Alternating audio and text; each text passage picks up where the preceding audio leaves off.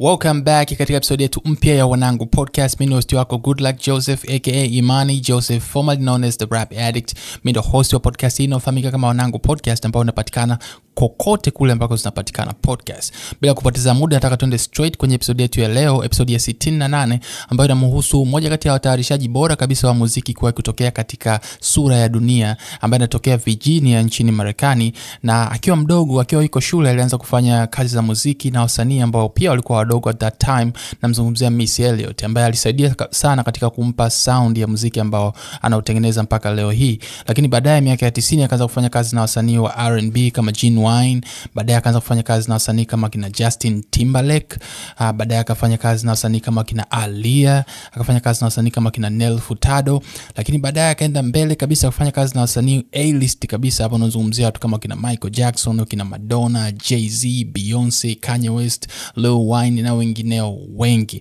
Amekuwa nominated katika tuzo za Grammy mara 22, ambao amejishindia jumla ya tuzo 4. Lakini kipi bora kuliko tuzo ni ile sifa ambayo anapewa kwamba ni mtu ambaye ametransform sound ya music kutoka point moja kwenda point nyingine. You know how big of a deal that is? Kwamba wewe ndo ambao umetransform muziki. Ulikuwa unapigwa namna hii, lakini sasa hivi muziki unapigwa namna hii, and it can all traced back to you. Kwa hiyo ni moja kati ya sifa ambazo anapewa producer huyu ambaye anafahamika kama Timothy Mosley, also known as Timbaland or simply Timbo. Mnamo Oktoba mwaka 2024, Timbaland alitangaza kuingia ubia na kampuni inayofahamika kama Suno. Suno ni kampuni ya AI, Artificial Intelligence, ambayo inajihusisha na utengenezaji wa muziki. Unajua kama ambavyo unaiambia ChatGPT au AI yoyote ambayo unaitumia kwamba ikutengenezee picha fulani au ikutengenezee pengine ikuandikie insha au essay kuhusiana na vita ya Majimaji, na inakuletea ndani ya sekunde kadhaa. Basi hivyo ndo Suno inafanya kazi katika kutengeneza muziki. So badala ya kupiga gitaa au kwenda studio kurekodi, unaandika tu maneno kwamba nitengenezee wimbo wenye maadhi ya Afrobeat, na yenyewe inakuletea. Au unaweza kaiambia kutengenezee beat yenye maadhi fulani na inakuletea. Kwa hiyo Suno anafanya kazi kwa namna hiyo. Sasa so far, kutokana na legacy ya Timbaland na kampuni hii ambayo nimekutajia, ina sound kama story nzuri sana, lakini not so fast, kwa sababu Suno imekuwa sued. Sasa hivi na kesi nyingi sana ziko mahakamani kutokana na kwamba AI ili ifanye kazi lazima uitrain, na kuitrain unaitrain na data ambazo zinapatikana kwenye internet.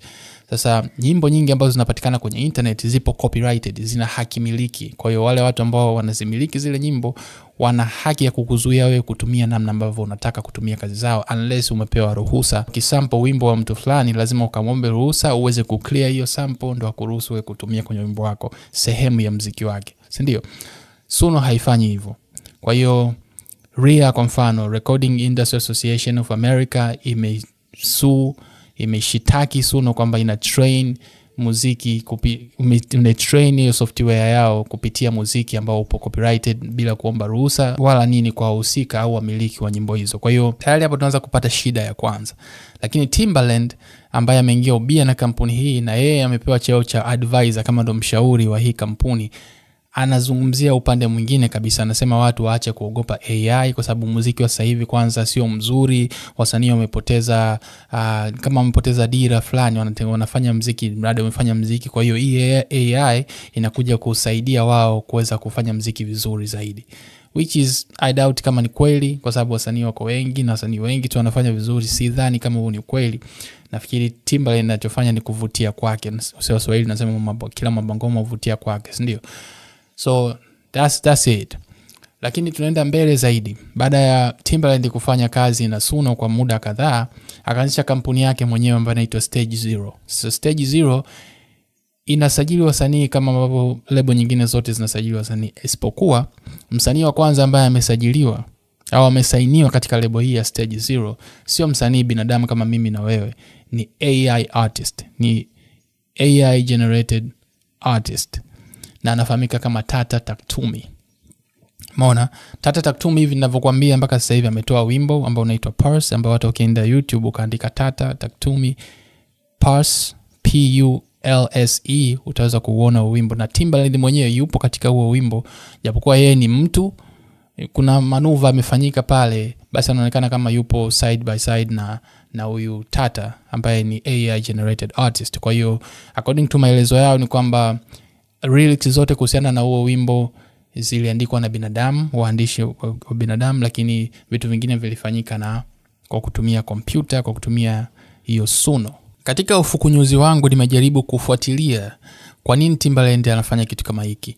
Na sababu ambazo yeye anazitoa, anasema watu wengi ambao kidogo wame experience kufanya muziki katika analog, inapokuja swala la teknolojia wanaogopa sana, wanahisi kama muziki unaharibika sana, lakini anakuambia yeye amejitahidi kutoka katika huo mtego na yeye ana embrace technology, ana embrace AI, anaichukulia kama ni kifaa ambacho kinasaidia sisi kuweza kufanya vizuri zaidi katika muziki.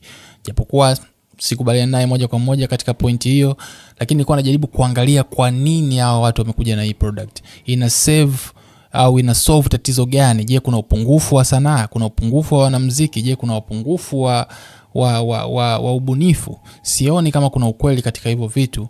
Na CEO mwenyewe wa Suno katika interview moja alikuwa anafanya, anasema kwamba watu hawaenjoy kufanya muziki. Kufanya muziki ni kazi ngumu ambayo watu hawaenjoy. Kwa hiyo hii bidhaa ambayo wao wanaileta inarahisisha kila mtu kuwa mwanamuziki. Sasa nikiquote maneno ya Afande Sele, mfalme wa rhymes, kwenye wimbo wa Mtazamo, anasema sio lazima wote tuwe wanamuziki, ni bora wengine tubakie tu kuwa mashabiki, na naungana naye mkono kabisa katika swala hilo. Kwa hiyo hawa jamaa nikiangalia hii product yao, sioni kama wana sababu ya msingi sana ya kuja kuitumia kama ndo selling point yao. Yani sioni ile sababu ya msingi zaidi ya kusema kwamba okay, muziki wetu umekosa hiki na ndio maana tunawaletea hiki ili muweze kuimprove quality ya muziki ambao unafanyika. Otherwise naona kama watu wengi watatumia tu kama maybe kutengeneza nyimbo kwa ajili ya birthday za watoto wao, kitu kama hicho, kuweza kufanya kuweka ile maneno ambayo unataka kuyaweka, and then utengeneze muziki, and then uplay maybe kwenye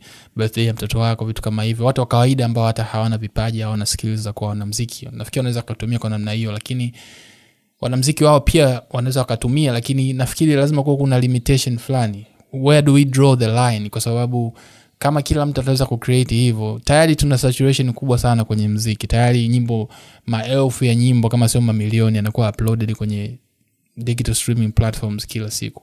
Kwa hiyo sidhani kama kuna upungufu wa muziki, na sidhani kama kuna upungufu wa muziki wenye quality kiasi kwamba hii product kwamba ije ku make sense sana katika existence yake katika market.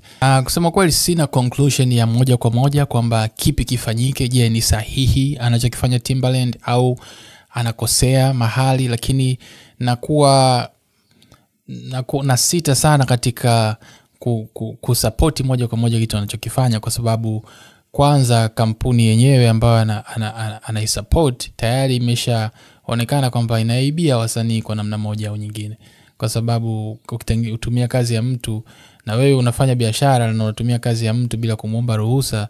Na mbaya zaidi, kuna mifano ambayo imetokea. Kwa mfano, kuna producer anaitwa K-Fresh ambaye produce wimbo wake na anawaga na post clips anapotengeneza nyimbo, beats zake na nini. Timbaland akawa anatumia Suno kama kawaida katika kutengeneza beat, na beat ambayo ilikuja pale inafanana almost identical na beat ambayo alitengeneza K-Fresh. Yani mpaka ile tag yake ile, unajua ile kama master on the beat, ile tag ya K-Fresh kabisa ipo na imejirudia vile vile katika hiyo program ambayo Timbaland alikuwa anaitumia, hiyo Suno. Kwa hiyo unaona kabisa kuna watu wanaibiwa moja kwa moja kupitia hii program, lakini watu ambao wanaisupport au watu ambao wameinvest wanajaribu kuficha na kusema kwamba hiki ni kitu ambacho watu hawataki kiogopa kwa sababu kimekuja kuimarisha au kuboresha muziki wetu. Hata kama kuna ukweli katika hilo, basi zitumike njia ambazo ni sahihi, wale wasanii ambao wanafanya kazi zao wasiweze kuibiwa. Kuwepo kuna consent ya watu ambao wana own hizo kazi. Na itakuwa mbaya zaidi kwa wasanii ambao ni independent, ambao hawana hata mtu wa kuwasimamia, kusema wafuatilie, wakapigane labda kwenye court na vitu kama hivyo kwa ajili ya kulinda muziki wao ambao wametumia akili nyingi sana kutengeneza. Kwa hiyo ni kitu ambacho naona bado kina utata, bado kina ukakasi mwingi sana, na kinatakiwa kiangaliwe. Na AI ni kweli ni kitu ambacho kinaweza kutusaidia sana katika kuboresha pengine quality ya muziki, lakini lazima kiweze kuwa regulated.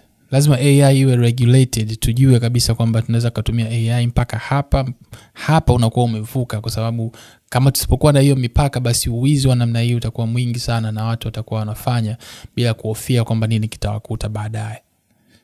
Basi mpaka kufikia hapo tunakuwa tumefikia mwisho wa episode yetu ya 68 ya Wanangu Podcast. I am your host Good Luck Joseph aka Imani Joseph, formerly known as the Rap Addict. Till next time, peace.